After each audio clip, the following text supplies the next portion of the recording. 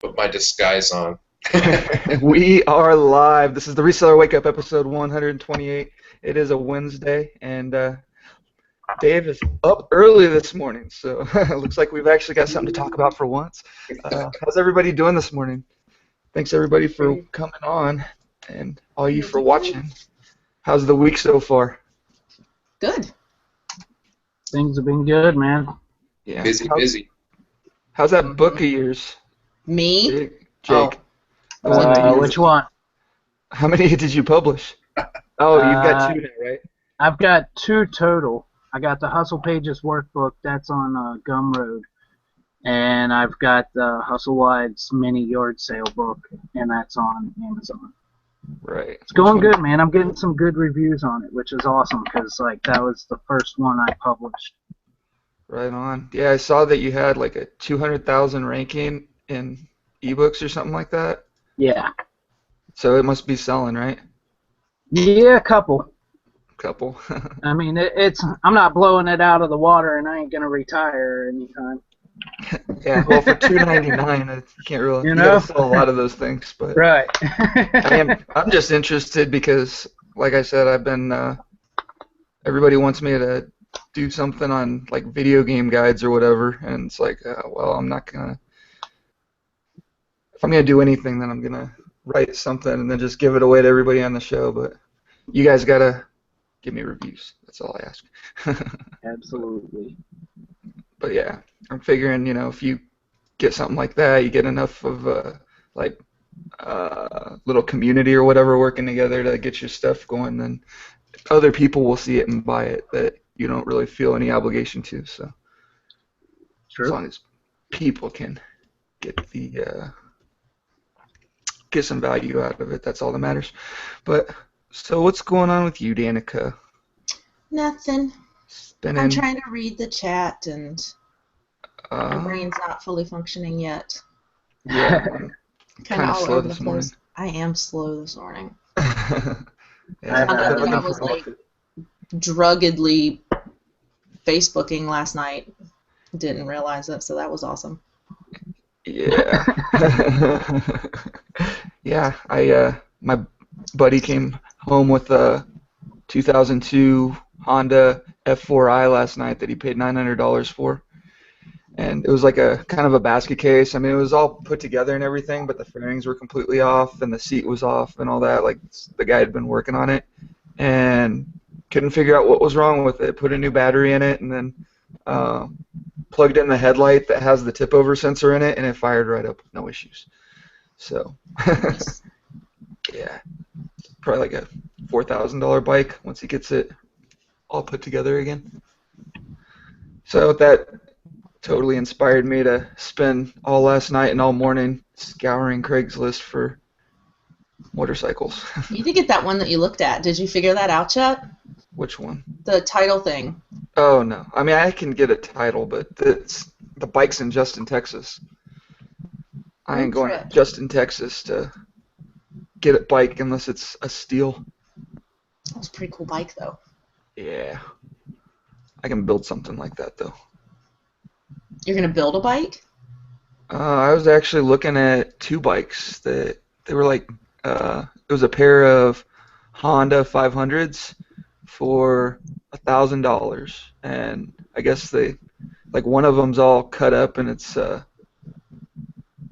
basically a bobber, and I'd probably keep that one and then get the other one going, and I'm guessing I could probably sell one of those in good condition for close to $1,000. So as long as they both have clean titles, what the heck?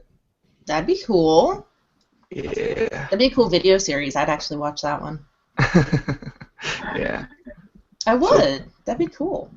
Yeah, it would be fun. I've tried bike projects in the past, and I always get sidetracked and forget how to put stuff back together and fail miserably with it. I've got some mechanic friends now, so make it a little bit easier. That is always good. Yeah, it helps. But it also helps when they're mechanics that actually like to work on stuff, and it's not just a job for them. Because then they're like, oh, heck yeah, I'll help you. When John was in the Army, his buddies, they all had some car that they were working on, or like at one point I had an engine taken apart in my living room, which I wasn't happy about that, but it was cool, like, just to have a yard full of guys working on stuff, drinking beer, having a good time, and it was always like, you know what I mean, that's like fun to watch guys just be, manly, out in the yard, all greasy and stuff. It's fun. I think it's fun. I mean, I don't know. I love that. Like, I miss stuff like that. Yeah, it's fun, just doing that stuff. Yeah, I don't know. I've started putting together so many like regular bikes. I bought this motorcycle like 7 or 8 years ago, and it was all together and everything. It was in good shape, but there was something wrong with the engine, so I had to tear the engine apart, and it was just pissing me off because every time I'd like take a part off of the engine, I'd have to get another proprietary tool for like 15 or 20 bucks on eBay, and it's like, oh, and then the tool would come, I'd get the next part off, and then I'd have to buy another proprietary tool to get the next part off because it was just really annoying. Oh, yeah. Because they all have like different little things that, like, especially back then, it was an older bike. It was like a 70s Honda Scrambler or something, but it was just frustrating. So I kind of gave up on it and then sold the thing for twice what I paid and called it good. But I'm ready to actually put one together this time for real. For keeps, yo. For keeps, yo. What's up, Mike? How's it going? Good morning. Hi. Looks like he's ready to go sourcing. I'm vacationing instead. Right Oh, on. I forgot you were on vacation. Uh, I forgot you were doing vacation. Is that this whole week? going back to Kentucky for 3 or 4 days. Oh, that's cool. Where at? Road trip. Right on, right on. Yeah. So what's up Everybody with just you? looks so tired this morning. Yeah, I'm I'm a little bit tired. out of it. Yeah, it's one of those days. But I just need to finish this coffee and get on the road. I think this is going to be a lay in the sun, do nothing kind of day for me. Yeah, that'd be kind of nice. It's not Mentally, really- I have nothing to give. Yeah. Yesterday was beautiful, but today it's kind of gloomy. We are 2 for 2 on the gorgeous days so far. Nice. I have to update my warehouse today for the fire chief, I guess. Well, that sounds equally fun. Yeah, freaking fire chief stopped by yesterday, poked his head in. He was like, "What are you guys doing here?" And then he was just like, "Mind if I take a look around, and if I see anything, I can let you know." And then he's like, "You can't do this, you can't do that, you can't have that. You got to get tag on that fire extinguisher. You got to get, I guess you can't use extension cords for anything." Really? Can't use extension cords? Yeah, I was like, I have an extension cord that kind of runs up and then goes to my projector for our, big movie screen and stuff. And he's like, yeah, once you mount it to a wall like that, it becomes permanent wiring, and then that's a fire hazard, and you can't have that. And then I'm like, then we had this little portable swamp cooler thing that keeps us nice and cool, kind of where we're working. And it's a portable thing. He's like, here's another extension cord. And I'm like, well, yeah, this isn't permanent. I mean, we move this thing around. And he's like, yeah, but, you can't have an extension cord like that. And I'm like, well, we unplug it and stuff. And he's like, well, that's what everybody says. And I said, well, what if I use a shop vac? Is that okay? Can I use an extension cord? And he's like, well, yeah, you can do that. I'm like, well, this is no different. I'm just plugging it in to keep us cool and then, moving it around when we need it. Oh, man. He sounds fun. Yeah. So he was nice about it and everything, but I guess I can't have any extension cords running to stuff. So, and then all the power strips, he's like, power strips need to be mounted on the walls. And I'm like, all right, it's no big deal. But I need to find out where you go to take, if you know, where do you take fire extinguishers to get serviced? I think you have to take him to the fire station, right? I don't know. I think I fire would think. I would stations. think so. Yeah. I would stations. think so. I was going to call the fire station and ask them, like, because they actually have companies that like inspect them and then tag them. Oh, okay. And I know Yeah. you pay something for that, but I got to do that. So That's my biggest fear about the shop that I'm working on. Yeah, but then it still has to be inspected and tagged, doesn't it? Like it yeah, has, like yeah, it has to be within the right date range or something. right? Yeah, my shop is gonna be like, I hope a fire guy. I hope nobody ever realizes that there's anything going on down there because it's gonna be breaking so many of those rules. Yeah, I'm guessing. I don't know what happened, but it's just kind of weird that he just popped in. But I think he was checking out all the units in that warehouse facility there, Hmm. and said he was just talking with the owner or something. So I don't know. Maybe he called him and said, "I want to come down and inspect, this building." The extension cord thing though, that doesn't make sense to me. Like I don't get that. How you can how are you supposed to not use an extension cord in a huge open space?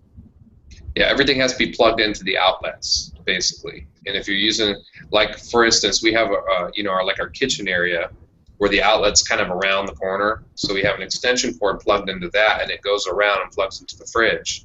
And we can't have that. So it's only for commercial. Like if you're at home, they can't come into your home and be like, you can't have an extension cord. Like in my garage, I have an extension cord running to a big strip behind my toolbox. Mm-hmm. He said, if it's in your house, we can't come in there and tell you what to do there. He said, but if you're a commercial, building, you're using it for commercial use, then we have certain things you have to do. And I'm like, okay, so we're going to have an electrician come by today who's a friend, luckily, and he's just going to kind of take a look because we have to basically run some conduit and put some extra outlets for like the fridge and then one behind like the desks because we have an extension cord running. Well, but at least you can do it on top of the wall since you don't care. You don't have to bust up in any walls. He should be able to tie into lines and just run it around. So. Yeah, everything in that warehouse, because it used to be the whole warehouse, like the whole facility used to be a big ice cream factory. So the guy that bought the building, closed off sections of it and they're different warehouses now. And so when they did the electrical, all the electrical's on the outside of the walls. It's just got conduit kind of running nice, to different outlets and stuff. So they wired the outside of the walls for electrical. So that's all he's got to do is put some conduit and run outside electrical boxes. Yeah, that's cool. Yeah, I don't even know if I have outlets in this basement. I'm looking at everything is going to be off of extension cords. I know there's conduit up there, but it's all on the ceiling. So if he wants to run some stuff down, he'll have to do that. But as long as it's almost done, by the way. He just had to put he's got all the walls up now and the doors in, and he just basically, I got to stop by today and get the key, so I'll actually be able to start doing stuff again from the warehouse. Nice. Yeah, once I get in there, though, it's going to be, Busy. like I said, if the fire chief comes by and takes a look around, I'm probably going to be pretty screwed. But well, but at least you have somebody to split the cost with because the old man would have to. Well, I already told him Pony that up too. Yeah, I already told him that if there's a bunch of like if we had problems with the fire chief or whatever, like if somebody came down and inspected it and they didn't like stuff, that he was going to be the one that fixes everything, and he was good with that. So Yeah. I hope so. I mean, I've already started putting a bunch of money into the place just to get it ready so far. So it'll be all right. I'm not sweating it too much, but I mean, it's better to beg for forgiveness than ask for permission, I always say. Yeah. Yeah, because this guy wasn't that. I mean, he was just like, oh, you need to do this, you need to do that. He didn't even give me a time frame. He said, that way if I ever come back here, I want to make sure that everything's, up to code and stuff. And I said, okay. So he didn't say you have 30 days or nothing like that. He just told me what I needed to change. But I'm sure he'll be back. Oh yeah, and I'm sure that if nothing's changed, then he won't have the same good-natured attitude. Right. Keep the door locked. Everybody roll up the extension cords. He's at the door. Roll up the No extension doubt. cords. Yeah. Yeah. So, how much actual work do you get done in that warehouse of yours, Dave? I get a lot done. I do a lot of. Right now, I'm in kind of a waiting stage because I'm waiting on some pictures to get done so I can launch a couple products. I'm waiting on some packaging to get done. That should be done in a few days. And I have about 3 other products that are on their way right now. So right now, I'm kind of in waiting phase. And when I'm waiting for stuff to get done, I do some eBay, a little bit of eBay, and right now I'm putting together, an Amazon order. I just let Amazon stuff pile up until I'm in that waiting stage for, the private label crap. And so I'm doing some Amazon stuff right now too. Right on. Yeah, I've been playing around with eBay, it feels like, lately, but it's kind of nice because I've been super picky about what I'm putting up. So, I mean, everything that I'm listing is basically selling, except for some boxes of clothes that I found, like when I first got into my storage unit, that were kind of like in the front and they were already listed. So I was like, yeah, okay, I'll just relist those, and didn't really expect much from them. But everything that I've actually been listing has been selling, like, really good. But it's kind of nice when, I mean, I don't mind having 1 or 2 sales a day when they're like $100 sales. Right. But yeah, it's definitely not like what it was, but it's changed my entire perspective on eBay too. I mean, I don't think I'm gonna go back to what I was doing before, where it's like, oh, I can make $10 on it, I'll just throw it up there.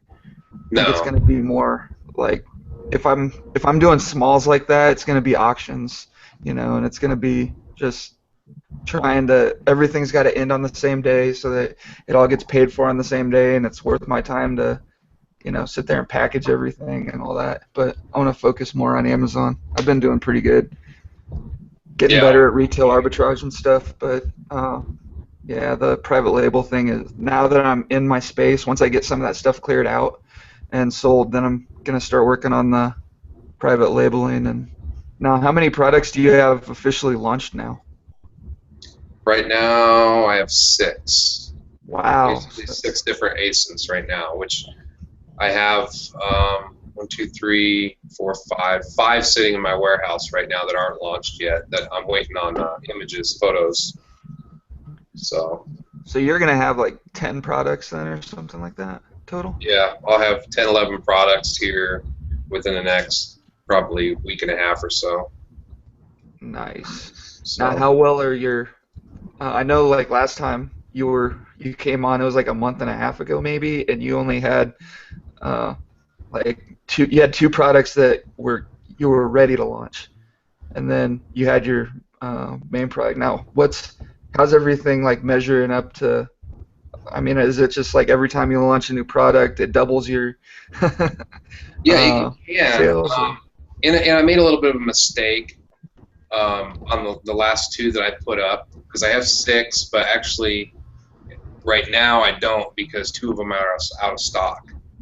And the mistake I made was I was trying this, let's try to get the least minimum order quantity just to try things out, to try to minimize risk. And I ordered like 100 of each of those 2 products. And after promotions and coupons and stuff like that, that got rid of, say 20 of each, 25 of each. And then the rest, they were just selling, I was like, okay, it's increasing. I'm selling like 3 of each of them a day, and then it was 4, and then it was 5, and then it went up. And then before I put another order in, because I was like, okay, these things are starting to take off now. And I ran out of stock. Like within 3 days, I was out of stock.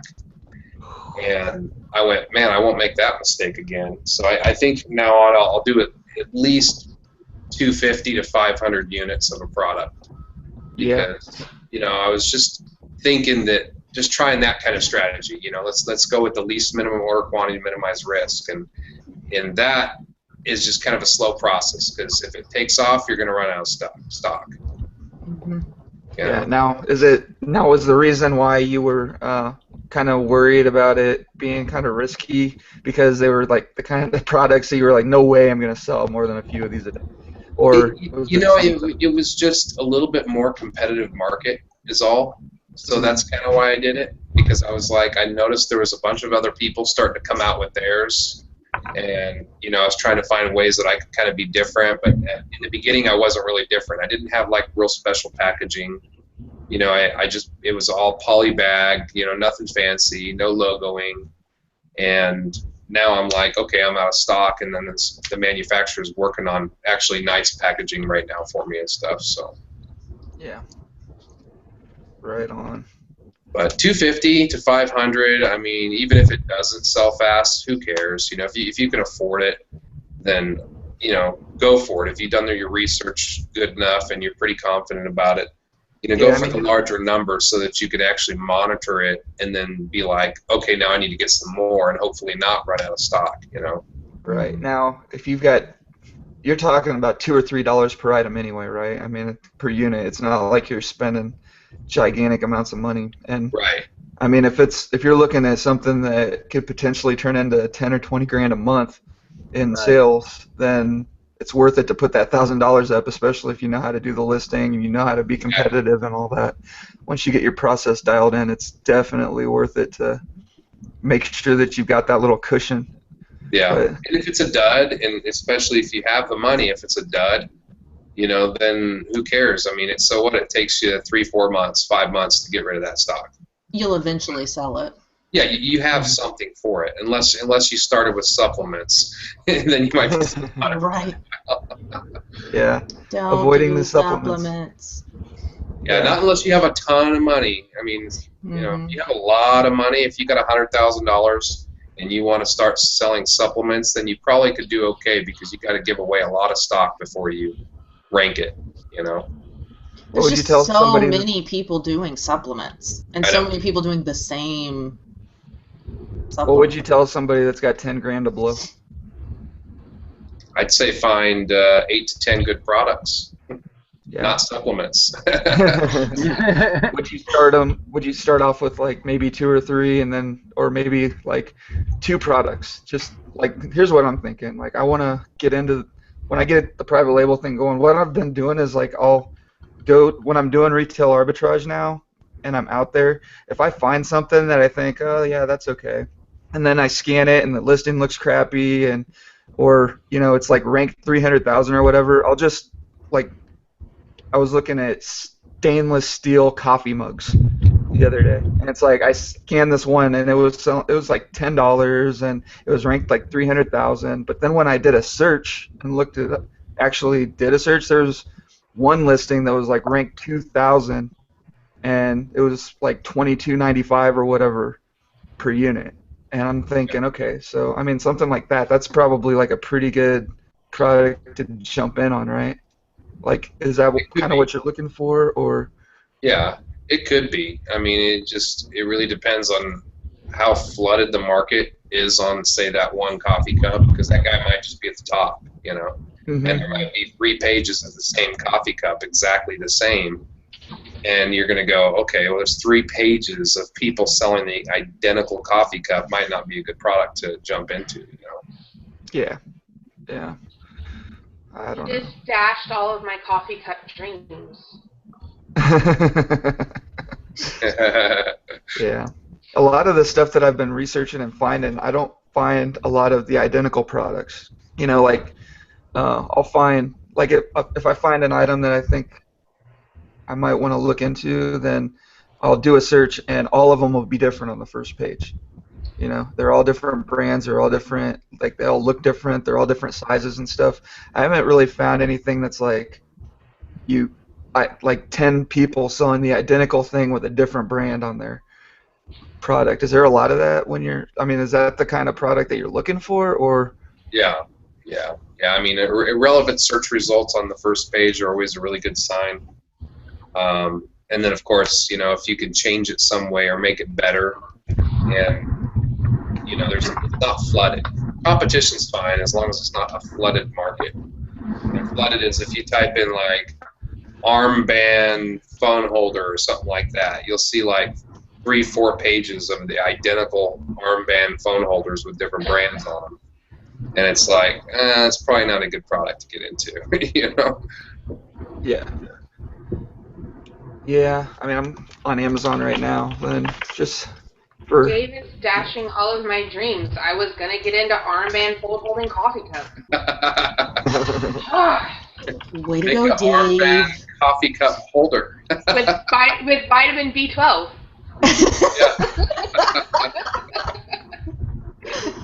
Ah, Back to the drawing board. Out with this notebook. yeah. start over, Right. Deb. Okay, so I'm looking. I just put in stainless steel water bottle. Here's a pretty good example of what you're talking about on Amazon. It's like the entire first page is like half of the listings maybe look like the same water bottle with a different logo on the front. Right. And then right smack in the middle, there's this green Canteen 2-pack. It's a horrible picture. I mean, it looks like somebody took a picture up against their wall basically on a hardwood floor, and it's got 74 reviews, and it's selling for $21.79 Prime. And I mean, when you see something like that in the on the first page of something that you would think a lot of people are probably searching, that's all of a sudden something that you're going to start looking more into, or no? Yeah. I mean, that's kind of how you can be different in like a sea of competitors. Yeah. You know, if everybody's selling a single water bottle, maybe, you know, then you find somebody that's selling like a pack of 2 that it's still doing okay. You know, their rank's still pretty good and stuff. And maybe, like you said, their pictures are horrible. That's a bonus right there, because that means you can be better than them. You know, you look at their bullets, you can be better than them there. Then you could say, hey, I can make a 2-pack because there's not a lot of people selling 2-packs. And then boom, now you got something different. Now when you run an Amazon ad, it shows up on the first page in the ads. People are going to go, oh, yeah, this one is $14-15, but look at this, I can get 2 for 23 or whatever, you know. Mm-hmm. So yeah, that kind of separates you from the crowd, and that's what you're always looking to do, is separate yourself from everybody else. That's why people are always like, oh, you get these, and then they're like, oh, and you get this free little bag. You know, the bags, you can get a bag with printing on it for freaking 25 cents. You know, it's like, but people are like, they don't really care about the bag, but they're like, but this one comes with the bag. You know, Yeah. They always want something for free. Yeah. Mm-hmm. Yeah. It'd be like free temporary tattoo, and people don't want it, but they're like, but yeah, but that one comes with the free temporary tattoo. Right. Okay, so this is weird. Yeah. This is so And actually, weird. for anybody listening, if you're really interested in private labeling, you know that we went through a course, and that now that course is $5,000. Now you know I know that's super expensive for a lot of people, but I have a free way that you guys can learn private labeling. You know, even though I tell people about that training and it is awesome, I don't care about getting commissions off of it or nothing like that. But I did find something for everybody.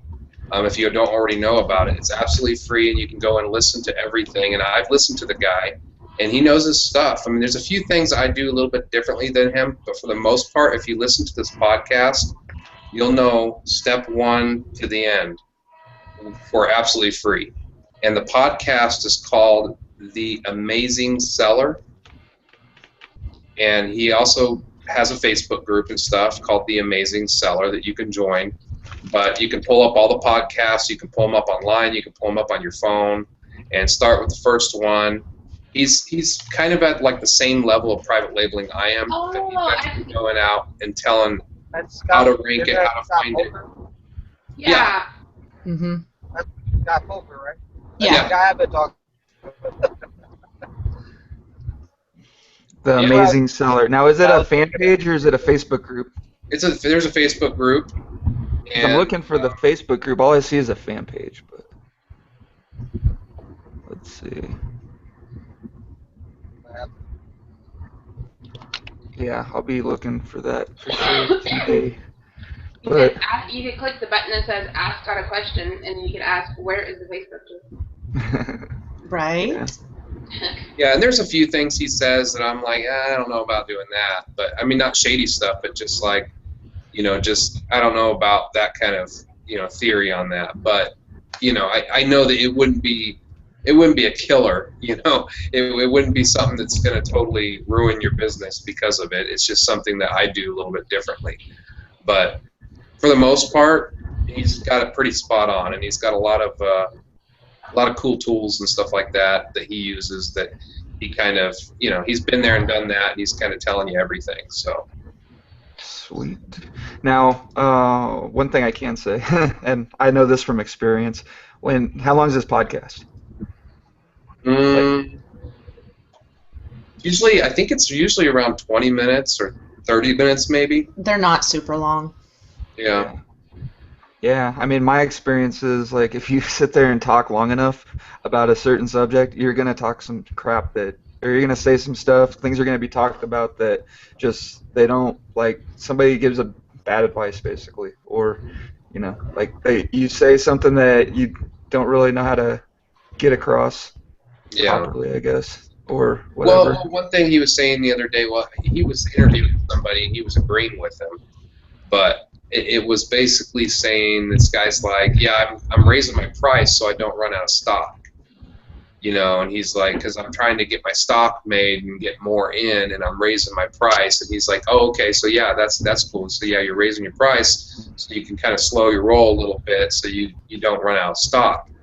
And my experience with Amazon is that if you raise your price too high and you're only selling 1 or 2 a day, well, now your conversion rate sucks. Yeah. You may be trying to not lose your ranking by staying in stock, but you're basically hurting your ranking because you're not getting as many conversions when people click on your listing. So Amazon says, oh, well, nobody's buying your stuff as much anymore. We'll move you to page 3 or 4. But it's a common misconception because Amazon doesn't update it right away. So you may be like, look, I'm still on page 1. I'm still on page 1. This is working. And then a week later, you drop to page 4. As soon as you get 2,000 new units in your inventory, and then you have to start working your way back up. Now, so are you saying then you think it's better to run out of stock and then wait 2 weeks for your inventory to get replenished? Like, it'll come back faster than if you raise your price and conversion rate goes down. Yeah, because one of my products, I'd be page 1, position 1 on just about every keyword, or position 2 or 3, but I was always in the top 3 for just about every keyword. I ran out of stock for 3 weeks because of the Chinese holiday, and I was worried because it was the longest I've ever been out of stock on that product. Once I listed it, I did lose, of course, some ranking, but boom, I showed up immediately on the first page. And when I first launched this product, I was like on page 13. So it's not like it's a product that's there's nothing there, so they just put me on page 1. Mm-hmm. I was on like page 13 when I first started. But out of stock, 3 weeks, 0 sales. I put it up, and within a day, I was back on page 1. Not at the top, but I was about middle, maybe a little bit towards the end of some keywords. But within a week, boom, I was right back up there at the top.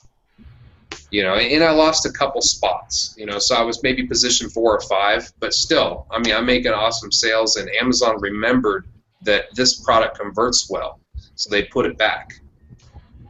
Nice. So keep that in mind, guys. I know a lot of people that do that, though, with their private label, where they raise the price, and I just assumed it was, the common... correct practice. The common, Yeah, well, that's interesting to hear you know what I mean? That's good to hear a different tactic and how that works. Yeah. So, I mean, there really isn't that much that goes into it, but there are some important things that you've got to keep tabs on, basically. Yeah, it's just little tweaks, I mean, you learn things as you go, like the inventory mistake I made, it's like I should have ordered more, and now I'm like, I won't do that again, I learned from it. But now I know it's a successful product, so, and even if I do lose rank from running out of stock or something like that, you did it once, why can't you do it again, Mm-hmm. Once you know how to get it there, you're like, I'll just do exactly what I did before, it's not a big deal, Yeah. So as long as your conversion rate is still there and they've got that record of it, then that's probably one of their biggest. You're saying that's probably one of their biggest, whatever, like things that they look at. Yeah. But Yeah. And cream always floats to the top. yeah. You know, so if you make a good listing and you know how to make a good listing, and I don't know if he talks a lot about, I mean, he talks a little bit about it. I don't think he really gets into really copywriting on how to sell and stuff like that, ways to make your bullets. But if you can get some good, maybe find a good video on writing copyright, if you have a good listing and you got the stuff in place, even if you did nothing, it would rise to the top because your listing is better, and eventually over time it'll rise by itself. But we don't like to wait, so we do it fast, you know. Yeah. Well, the copy and the good pictures and all that, that's kind of more that's like something that you can improve over time once Yeah. your listing takes off, right? Yeah. Like you don't necessarily have to pay somebody $500 to write your copy before you launch the product, as long as you know enough to at least get it good enough where people will pay attention and buy it. And then once it's launched and it starts moving, then you can get it improved, right? Yeah. Yeah. Now, how much of the are you doing your own copy now, or are you still paying somebody to? Well, I've never paid anybody. I was thinking about doing it. Okay. You know, I think I'd rather get better at writing my own copy. You know, because it doesn't take. I mean, it takes me a couple hours to write a whole listing. You know, 2 maybe 3 hours after keyword research, and that's not that bad. You know, and if I get good at it, then it'll be like second nature. So I think I'll just keep practicing. You know. Yeah, that's Really, Dave, 2 or 3 hours to make 10,000 a month. Unacceptable. It's satisfying, you know, to do it myself. but let me change that though. If I get to the point where I'm having to do that 10 times a day, which I couldn't do, then definitely I'll be paying somebody to do it. yeah. So now that you've got 10 or you've got all these extra products, I mean, last time we talked, you were working like what 10 hours a week, you said.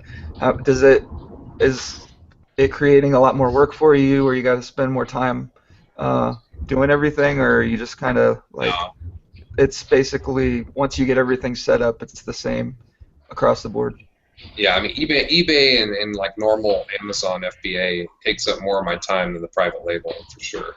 You know, it's just all getting everything in place. You know, it's a waiting game. You know, so I mean I might spend an hour here doing something, but then I need to get pictures, you know, completed for me, and that's just waiting.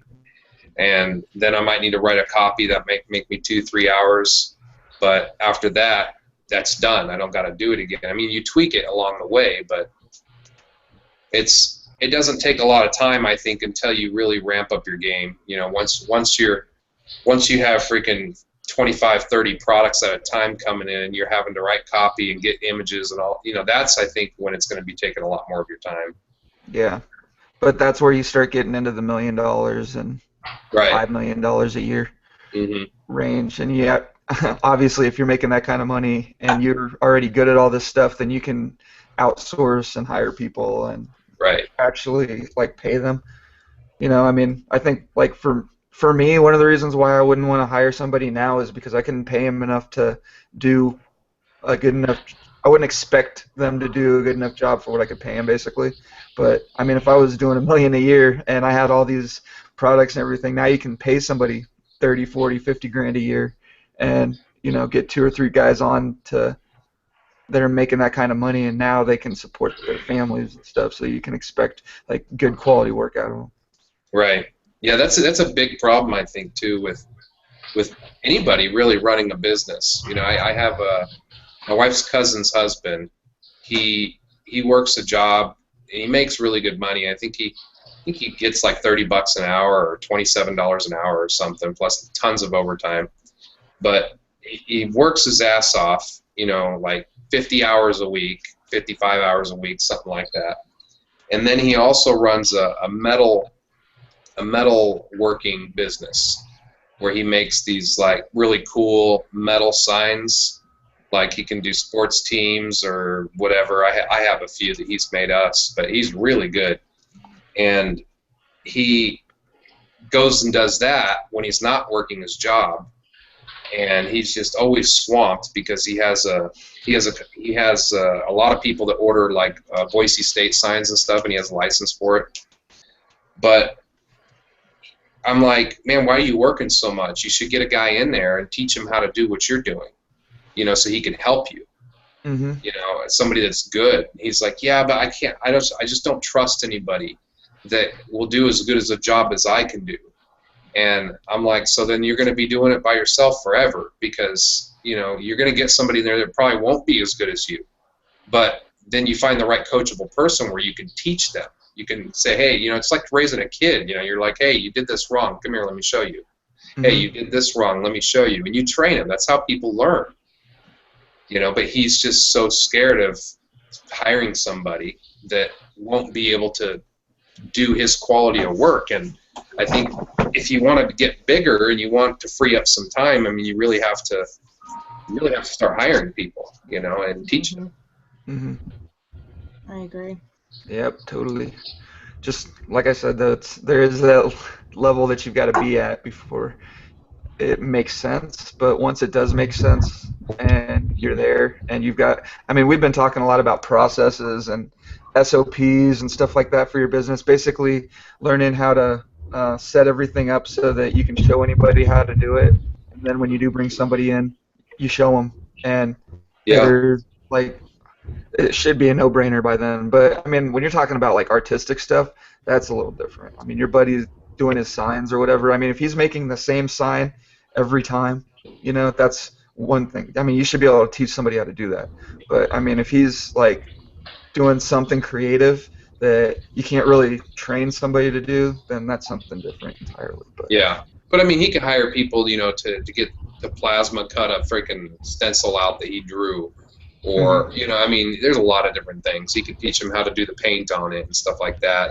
He does a lot of airbrushing stuff. So, I mean, he's a pretty creative guy, but, he can pay people to help him out. Otherwise, he's just going to be working. Yeah. Yeah, that's my biggest thing. I do not want to get to the point where I'm making tons of money, but I'm working so hard that I don't get a chance to enjoy it. Yeah. That's what he always says too. Man, I make super good money. Man, it's so much money. And I'm like, yeah, but you're always working. Mm-hmm.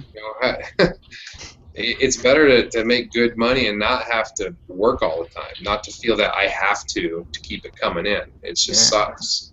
And then the worst thing would be, like, my biggest nightmare is just making all that money, spending all those years, just amassing all this cash. But it's like, by the time I'm too old to enjoy it and I can retire, yeah, I've got money, but I'm old and I'm broken down, and it just, now you can't have any fun anymore, so I don't know, you gotta find a balance for sure, but it's I don't know. But sometimes it's things that you find that you enjoy doing, and it doesn't matter. Some people will do those things that they enjoy doing 12, 15 hours a day and feel fulfilled. That's what they wanted to do.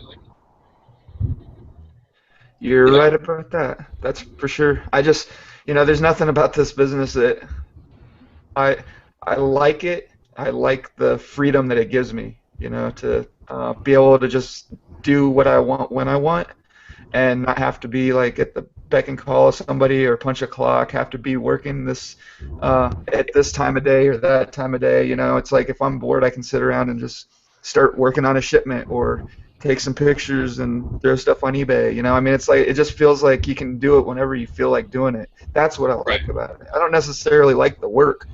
I mean, the money's good. That's the difference. That's the big difference there. It's kind of like with eBay and stuff. I enjoy doing eBay, I really do. But I don't do as much eBay as I used to do because I don't have to. Mm-hmm. So when I feel like doing eBay, I can. When I feel like doing an Amazon order, I can. When I feel like picking or scanning some stuff, somewhere, I can do that. Yep. And I enjoy doing it. But what sucks is when it becomes something that is a necessity, like you have to do it. You feel like you can't get away if you had to.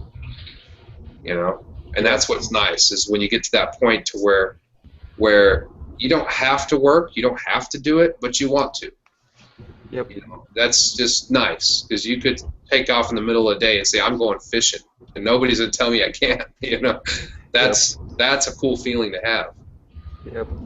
Yeah, that's my goal. That's where I want to be. Basically, just doing what I want when I want. But I think that's everybody's uh, ultimate goal. But Yeah. definitely want to be able to do it before I'm 70. Yeah. Yeah. I mean, I don't know. I guess I'm kind of there now. I mean, I don't really. It's not like I'm doing 12-hour days or whatever, you know. I mean, I know how to get by with less, first of all, and plus, I mean, I know what I need to do to make a certain amount of money. And, you know, once you get Amazon rolling, you know, and you've got a lot of inventory in there and you've got good products that are selling, and, you know, it's like I work on Amazon maybe like 2 days a week, 1 day a week, 2 days a week, something like that. Besides the sourcing part, which is not work for me. I love sourcing. That's Yeah. like the one thing that I think all of us can do as much as we want and never. I mean, if this is your job, then you did it because you started doing it because you like the sourcing part. But I mean, that's all fun. But I mean, there's 3 or 4 days a week where I don't really have to do anything, you know. But I don't know. It's just constantly growing. My But dream is to make enough to hire somebody else to go out and do the sourcing. I hate shopping, and I picked the wrong profession. I love what I do, but the shopping part of it just sucks. Seriously? Jake, you Yeah. just let me go shopping, and you can list. We'll split it 50-50. Yeah, man. We need to be partners. We're about to Jake Colorado. is my partner. Like, You guys that's back all off. I'm looking. You're not using him properly. I love Shopping. building boxes. I love building boxes all day long. That's my favorite part. You make such awesomely interesting boxes, Michael. So you have found your calling. Yeah. You know, when you've got the Tetris pieces in your garage to play, you know, FBA Tetris.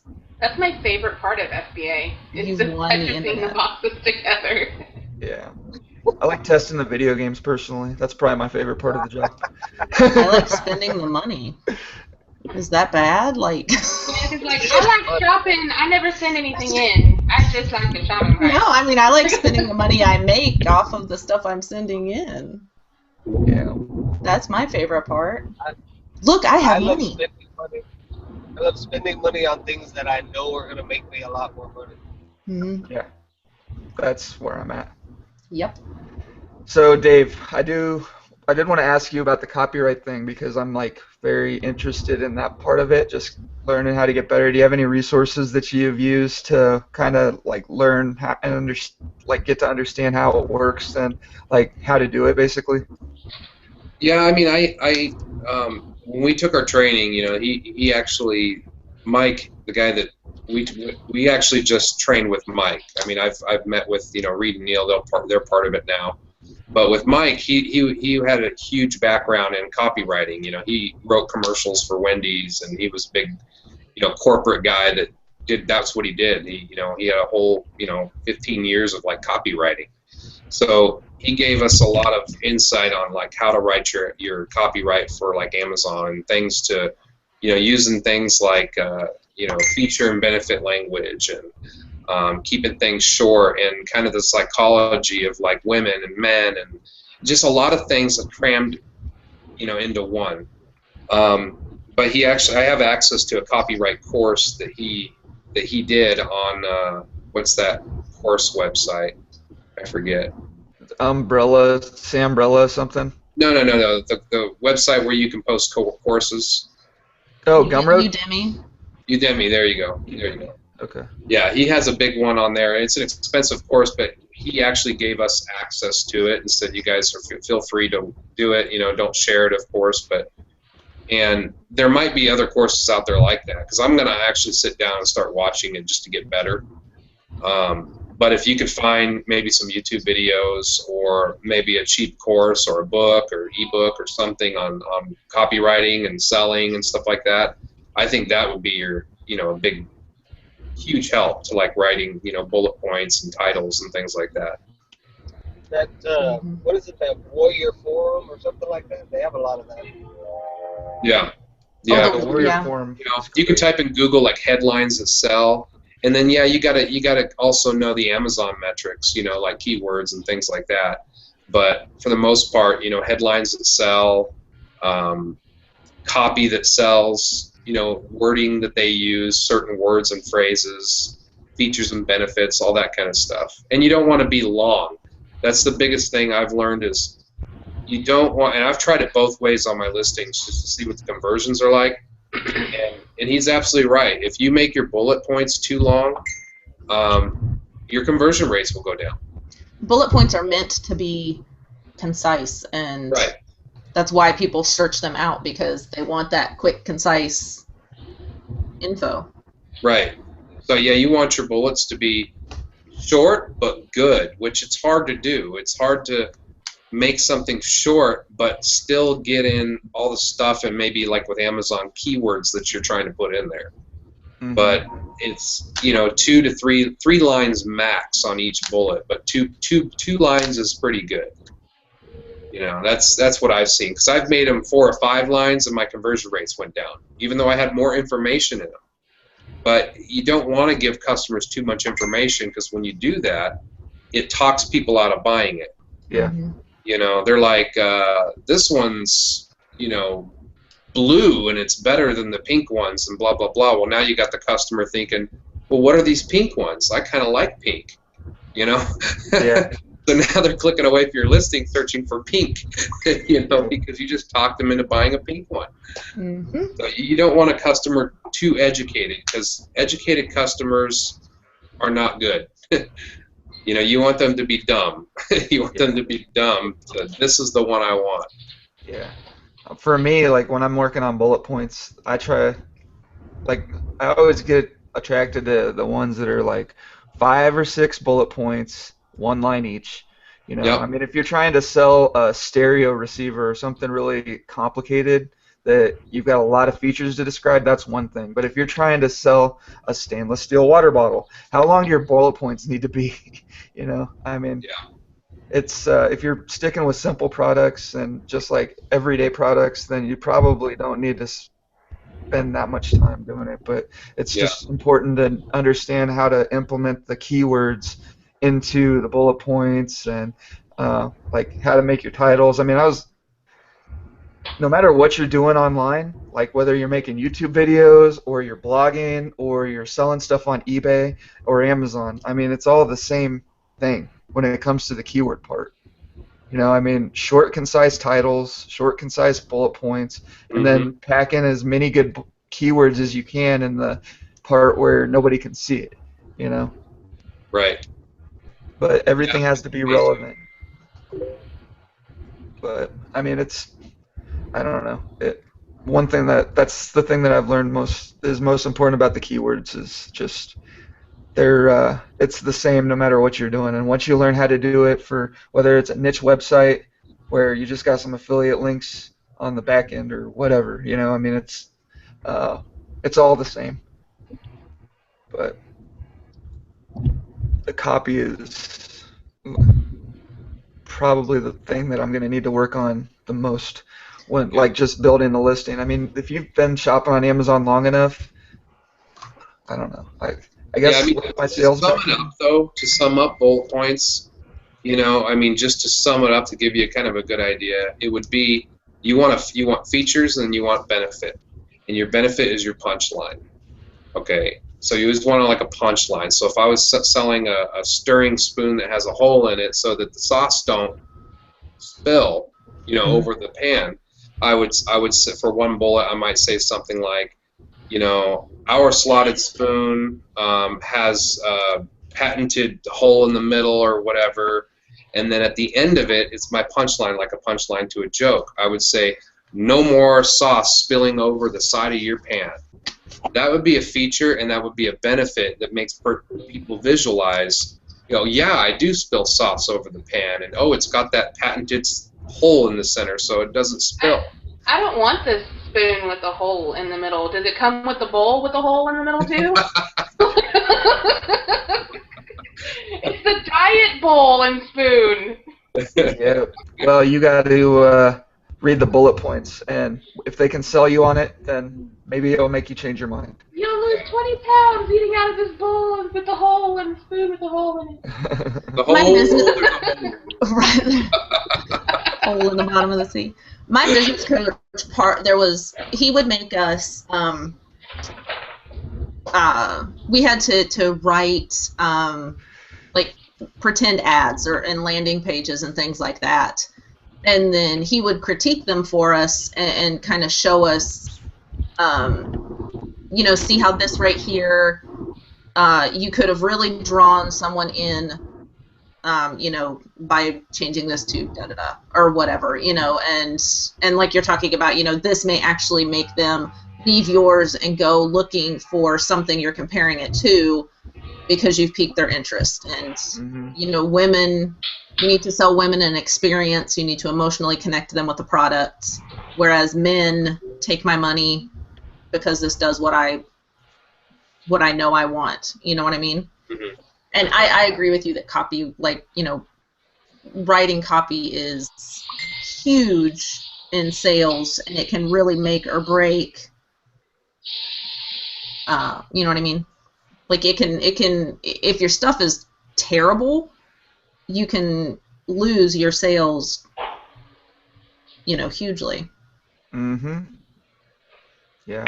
But, I mean, like we were saying earlier too, though, I mean, as long as you're okay at it, you can get started and get something put up that will, I mean, the product is, if it's a decent product, then it should sell itself. All that other stuff should just be tweaks that you do to improve something that's already selling. I mean, you can't take a crap product that nobody wants and sell it with good pictures and good copy, and make it like viable. Well, I don't know. Maybe you can, but I wouldn't want to try. I'd rather stick with a product that I know people are going to need and people are going to use. So, how creative have you been getting with your latest private labels that you've been launching? I mean, are you kind of trying to think outside the box more, or are you sticking with stuff that you kind of already know, like?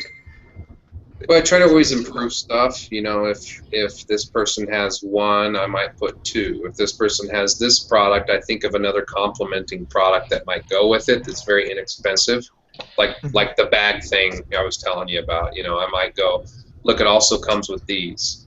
I'm also getting to doing some ebooks. You got to be careful with ebooks because you want to be kind of within Amazon's guidelines. So I'm buying like PLR ebooks, and then I pay somebody on Fiverr to make me a Kindle cover and then a 3D rendered cover, which costs about $10. And I just give them images and say, here's the title, here's the author. I make up some name for an author, and I can put it up on Kindle. And then what you can do is you can show the book. They get this free recipe book or something, Kindle book. And then after they buy, you can have an auto email or email them, a thank you message and all that stuff. And then also the code to use to get the ebook, say, for free. So it gives them kind of an added bonus, but it also deters people from selling on your listing. Okay, so you're selling something they just ordered in a poly bag and like, mine looks just like it. I don't care if their brand name's on it. I'm going to sell it under the listing because they're number one. Mm-hmm. So it deters those people a little bit and gives them an added bonus too. So have you gotten flack for it? No, I actually, this is a product I'm getting ready to launch, so I'm doing it on for the first time. But I already got the ebook made and all that. Wow. So how are you buying the ebook? Like, you're just buying one that's already been written and getting permission to sell it, or? PLR. Right. Yeah, it's PLR, private label rights. Oh, okay. Yeah, you can search. I think there's ones where you pay like $2-3 a book, maybe $5. There's other ones that you pay like a one-time fee and you get access to all their stuff. There's some that are like $10 a month and you can download as many as you want. It's stuff that it's like as many people can buy. Well, now some people that do PLR, they will set a cap I've seen that where they'll have a cap like this is only going to be available to be sold 100 times, Right. or whatever. But mostly it's, as many people can buy it as they want to. You slap your cover, your title, your name, author name, whatever you want to on the thing and call it yours. Right.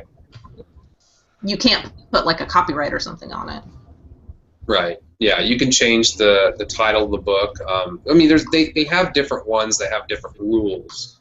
Like she was saying, some say you can change it, some say you can't, some say you can sell up to so many, some say you can't. Some say it's unlimited or whatever. So you change the title, you change the cover, and you can get all that stuff done on Fiverr. Like I said, the cover and the 3D render of the product, the book, and then you can also pay somebody on Fiverr $5 to take, say, the PDF or Word document, whatever it's in, and they'll completely optimize it for Kindle for you for $5, and give you the file. So it's pretty simple to do. Nice. Yeah, I'm gonna have to look into that. So basically, and if you've got a line of cooking products, if you've got a line of pots and a line of spoons and like all these, and that's kind of what you're specializing in or what you're working on, then you can just take the same ebook and bundle it with every single listing that you're selling, right? Yeah. If it pertains to that niche, then yeah. That's cool. I like it. Cool. Well, it's about that time again, guys. We got to wrap this up. We went a couple minutes over, but not too bad. Make sure that you all go check out Gill Money. That's Dave and Sarah's Facebook group. If you want to get they got a lot of good information being shared over there, a lot of questions being asked and answered. So if you have questions or you just like to answer other people's questions, then it's a great place to go and get a lot of information. And also the Reseller Wakeup's my Facebook group, easiest way to find the show in the morning if you find them via Facebook. I post the latest link to the top of the group every morning. And you can also just subscribe to the channel. I've had a lot of people asking about like how to do the settings so that they get notified when the show's going live or whatever. If you are already subscribed to my channel, there's a little gearbox on the subscribe button. If you mouse over that, then you can click on it and there's a little box you can check to receive notifications if you want to do it. It's just a way you get emailed or whatever. Instead of just like having to go looking for the show every morning, you'll be notified. And also, I'm on Twitter. I've been messing around with Periscope. That's kind of fun. So if you're watching out for me, then I'll be in Goodwill or whatever when I can find some free Wi-Fi and just hop on and do some live picking for you guys. But yeah, thanks everybody for watching. Hit that thumbs up, hit that subscribe button if you haven't already. And if you have any questions, comments, whatever, you can leave them in the comment section below or go to my Facebook group, Reseller Wakeup, and leave them there. But anyway, we'll see you all Friday. Bitcoin.